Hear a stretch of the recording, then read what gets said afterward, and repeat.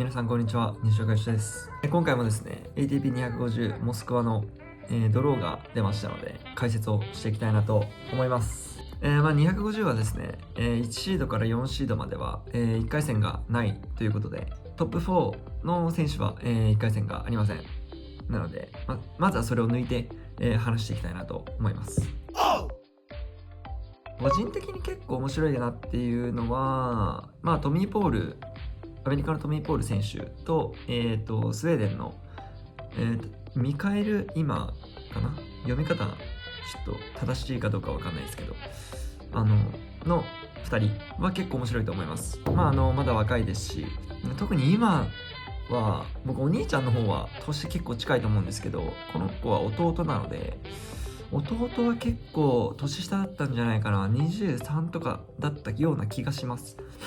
どっちかっていうとトミー・ポール選手が攻める側で、ちょっと今選手ちょっとディフェンスっぽいストローク系のテニスをするので、打ち合いが激しめかなというふうに思うので、結構見応えがある試合かなというふうに思います。でも1回戦の中で正直結構面白そうなだろうなっていうところでいくと、正直僕の試合が一番おもろいかなっていうふうに個人的に思いますね。僕とマッケンジーなんですけど、僕ら同い年ということで、お互い小さい頃から知ってますし、ちょっとね怪我の場所は違うんですけども、お互い1回ずつ足を手術しているという経歴も持っていて、彼も身長はそこまで大きいわけではなくて、めちゃくちゃパワーのあるテニスではないというところで、結構近しいものもあったりするかなというふうに思います。僕よりも彼は今年めちゃくちゃ調子が良かったと思いますね。すごいいい結果をたくさん残してると思います。特に記憶に皆さんに残ってるとしたら、シティオープンでの錦織選手を倒しての決勝進出とかは、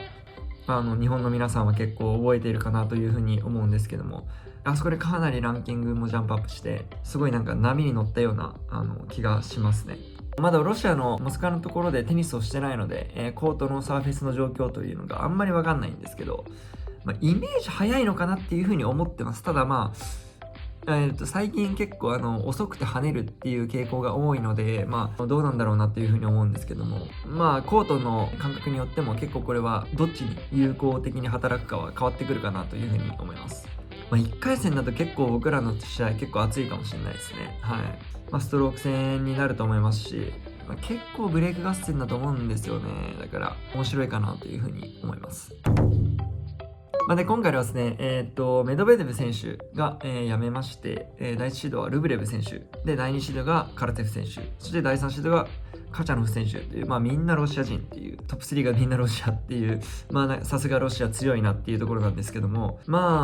そうですね、ルブレブは固く勝ってくるかなというふうに思います。ちょっと僕との、ブロックは全然違うんですけども、ここは結構硬いかなっていうふうに思ってます。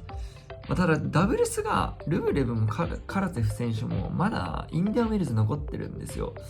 っていうのを考えると、倍あるにしても試合して中2日みたいなところかな。そんなに簡単ではないかもしれないですね。はい。上にはチリッチ選手いますし、個人的なね、カチャノフ選手とブブリク選手とかも結構面白いんですよね、当たってくると。どういう展開になるのかみたいな。結構面白いですね。あとはチリッチ選手とトミー・ポール選手、これ2回戦でトミー・ポール選手が今に勝ったら当たるんですけど、これも結構面白いかなというふうに、個人的には思います。はい。250なんで、ドロー数も少ないということで、1回戦の数も、少ないので、必然的にちょっと話すことも減ってくるんですけども、今回はかなりロシア勢が強い大会になってくるかなというふうに思ってます。もう一周後もね、ロシアなんですけども、そこも変わらずこのメンバーだと思いますけども、僕は初めてのロシアということで、ちょっとね合わない部分もあったりしてこ